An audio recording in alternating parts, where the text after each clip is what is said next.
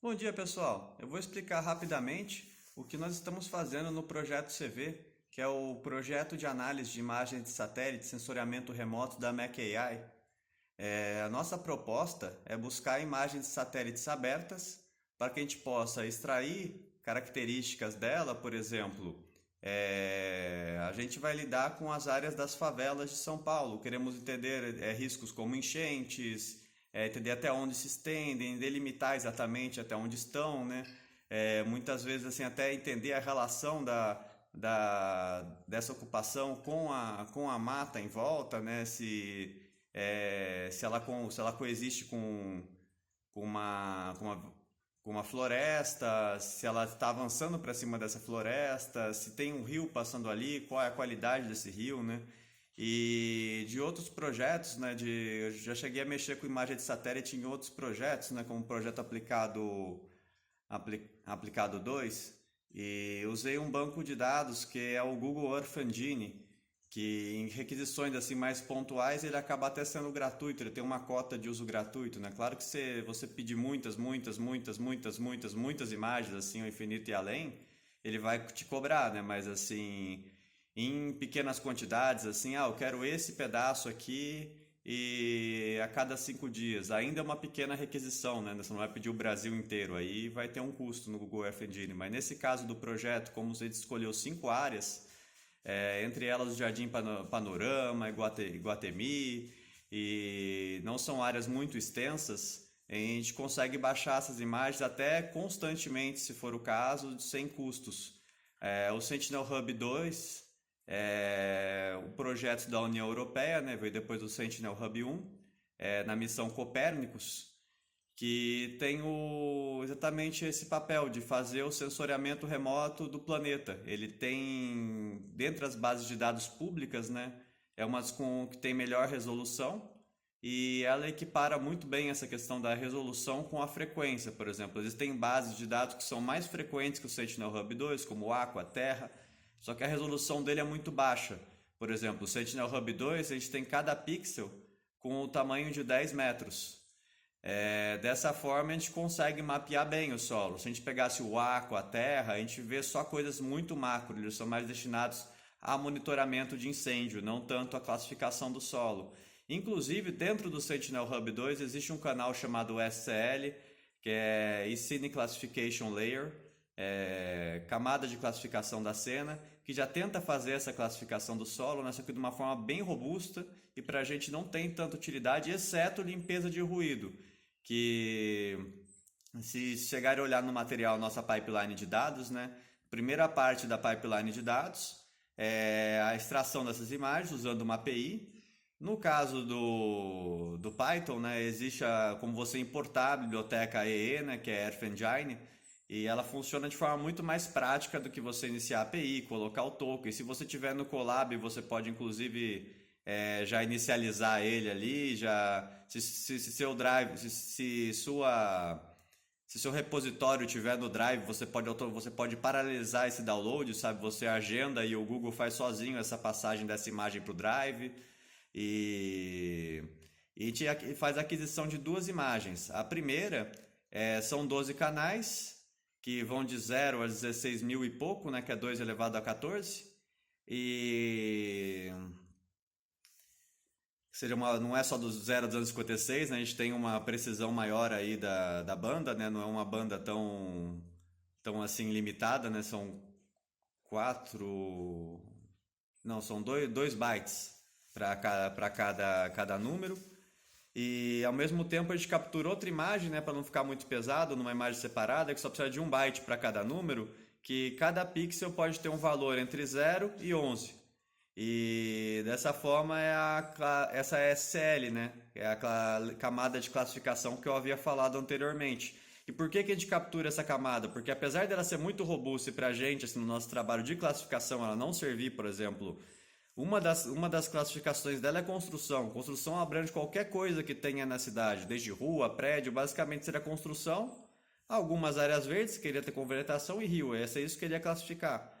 Só que a gente não quer classificar só isso, né? A gente quer classificar mais coisas. Só que essa camada, ela pega nuvem provável, nuvem de alta probabilidade, sombra de nuvem, e esses pixels a gente precisa limpar da imagem. E para fazer esse processo de limpeza, a gente vai usar essa camada SL para ela selecionar quais pixels são confiáveis, aqueles que não são nuvens, nem sombra de nuvem, nem nuvem provável, nem nuvem pouco provável, aqueles são só pixels mesmo, né? Porque muitas das nuvens pouco provável, na verdade é aquela nuvem dispersa, da imagem fica esbranquiçada. Então, se a gente excluir todos esses e pegar das imagens vizinhas, a gente tem uma imagem de satélite limpa. Pode ser que tenha alguma inconsistência ali, né? Alguma coisa foi construída ali e fica pela metade, porque se pegou das imagens vizinhas. Mas a probabilidade disso mudar em 5 dias, né, que é a latência do satélite, cada 5 dias do Sentinel-Hub 2, a Sentinel-Hub 2 ela opera com 2 satélites, o A e o B. E cada um passa a cada 10 dias, só que eles passam intercalados. Então, a cada 5 dias, a gente tem uma nova imagem de cada região do mundo. Então, a gente usa essa camada SCL para fazer a limpeza dos dados. Então, a gente vai ter uma imagem sem nuvem, sem sombra de nuvem. A gente converte essa imagem, que vai estar de 0 a 16 mil e pouco, que eu não sei, lembro exatamente o número, que é 2 elevado a 14. Se você fizer essa conta, vai dar o número exato que eu estou querendo falar. E daí você vai normalizar esse intervalo, né? Você vai dividir por 8.000, daí ele vai ficar entre 1 e 2. Daí você subtrai 1, ele fica entre menos 1 e 1.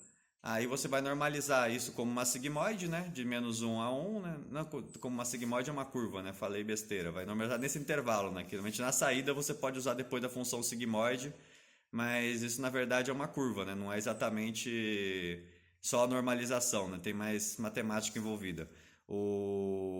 Mas você vai normalizar entre menos 1 e 1, e aí você vai alimentar a rede. Como a gente não tem um conjunto de dados pré-treinado para fazer essa classificação, por exemplo, por exemplo, se ali é uma rua, se ali é uma região de prédio, se ali é a favela, se ali é uma mata, a gente não tem um conjunto tão bem pré-treinado para isso, né? Rotulado.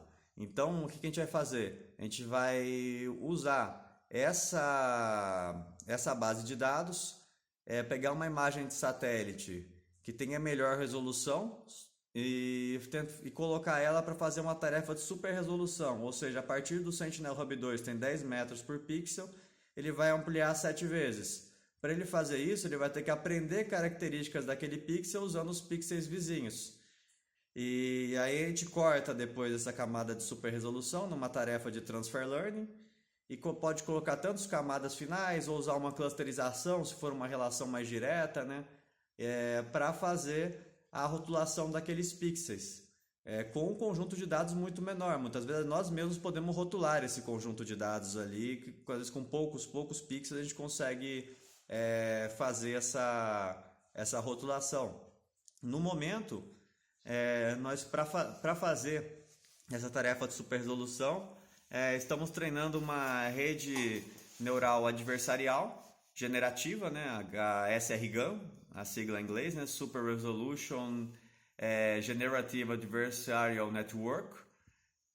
Isso demanda um certo tempo, né? Se for pegar os tempo corrido, deve estar mais ou menos uns 4 dias rodando em TPU, assim, para ele poder pegar todas as relações, desenhar os kernels e após ele perfeccionar essa tarefa de super resolução, a gente vai excluir as últimas camadas, claro que não jogar fora, né? A gente vai guardar o modelo, né? Provavelmente até disponibilizar publicamente, né? Muito provavelmente, né?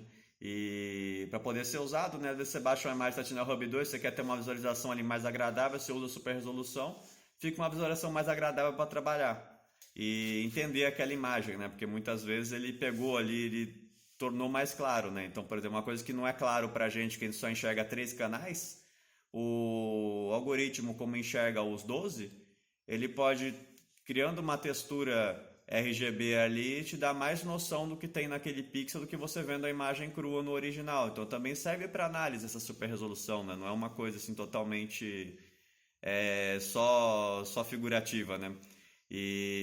Mas assim, a ideia inicial qual que é? Pegar, cortar essas camadas, ficar só com as duas convoluções iniciais e as funções ali de ativação, né? As duas relus. E aí, daí dos 12 canais de entrada, ele vai classificar em 64 pontos, que seria um embedding de dimensão fixa, né? No caso, 64 dimensões, porque com uma imagem de satélite você não precisa de tantas dimensões assim, igual um texto, linguagem natural, que é uma coisa muito mais complexa, né? Não tem tantas coisas que pode ser aquela região. E aí a gente definiu algumas coisas para ser inferidas, né, pelo modelo, né, que no caso definir perguntas de sim ou não, por exemplo, aquela região é uma favela, ali passa uma rua, ali passa um rio, sabe? São perguntas de sim ou não, e o modelo vai dizer de 0 a 1 qual é a possibilidade daquilo acontecer. Se a gente seria até dados de altitude, né, no caso, né, e pode ajudar até encontrar áreas que podem ser alagáveis, né, por exemplo. Existe um banco de dados com o relevo também dos locais, né? Com esses bancos de dados de relevos, também é possível inferir áreas de enchente, áreas que podem ter deslizamento, né? Muitas vezes pela qualidade do solo, pela exposição do solo, porque deslizamento geralmente está ligado com o solo exposto, não sem vegetação, né? Sem cobertura vegetal. Então, assim, isso já é possível ver até sem colocar o relevo. Mas esse dado do relevo existe, ele pode ser incrementado no modelo futuro para ajudar, inclusive, a tornar mais eficiente essa predição de deslizamento. Como esse é o modelo inicial, a gente só está usando as bases Sentinel-Hub 2. Mas fica até para projetos futuros, né, que agora é complicado mudar a arquitetura, né? Inclusive tinha que ter uma prova de teste, fazer isso funcionar primeiro, né, antes de fazer uma coisa muito complexa.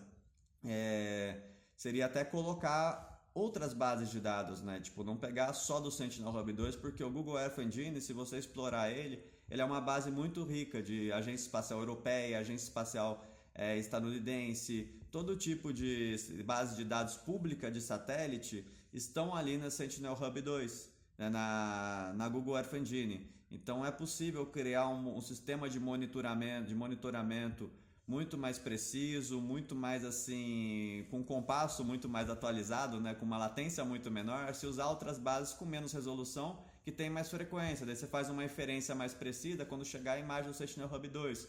Mas não nada impede você fazer um monitoramento assim mais superficial usando a base da Aqua nos dias que não tem o Sentinel-Hub 2. Mas isso para projetos futuros, né? No momento a gente ainda está no desenvolvimento. Já definimos esses pontos que vão ser inferidos, né? As saídas Y do modelo.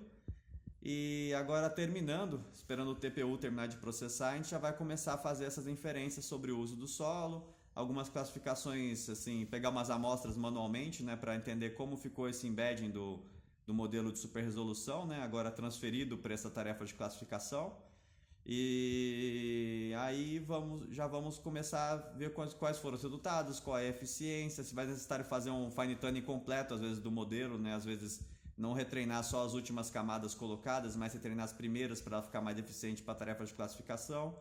Mas aí vamos ter que realmente esperar terminar do processamento do TPU e dar continuidade a essas outras tarefas aí que dependem dessa tarefa anterior. Obrigado pela atenção. Tenha um ótimo dia.